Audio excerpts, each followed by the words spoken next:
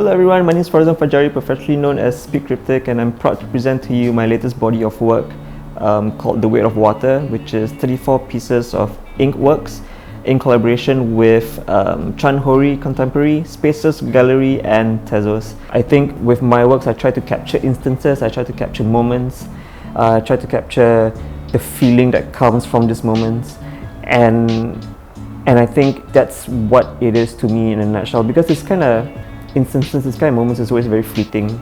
For this new series of work, it's actually the first time when I actually went out to look for something particular, like something that I feel could work best. I was talking a bit more about movement and weight, and I was talking about migration, I was talking about this idea of moving through water, body of water to get from point A to point B. And it just so happens that I was describing the new work. I was describing in such a way where, imagine that you as a person, you went to dip yourself in this pool of water, and what comes out is this figure, what comes out is this transformation of someone that you recognize but not really, because you've been so conditioned by so many things, by so many factors outside yourself, that you think that you know who you are, but in actual fact, how much of you is actually you and how much control you have over that.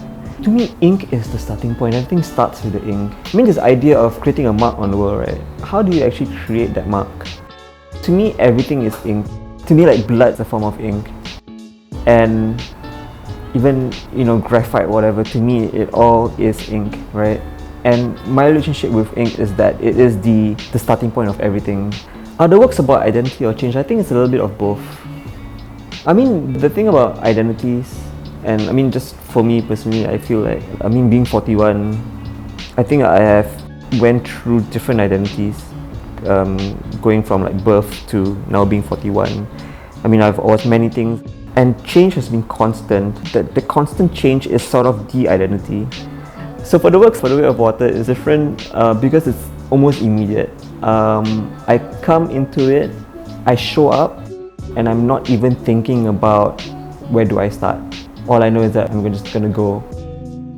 So that changes the dynamics, because it's like almost forcing myself to do something, to create something. And every time it happens, I need to figure out, okay, where is the starting point? And I always rely back to the inner self. It has to come back to me. I just thought that the figure in itself is just a more powerful way to display or to amplify that emotion that I was feeling. There were many times when I would be drawing and I had to stop because it got too intense. And I think like mark making to me is just like ink. I think it's still like everything. Like I just love the way how a brush, when it goes against a piece of paper, that sensation that you feel in your fingertips. I love that, like, and you place the brush with a pencil or with a glass nib pen, it gives off a different kind of feel. And like how fast you go and how slow you go, like it's just, I don't know, it's just nothing like it.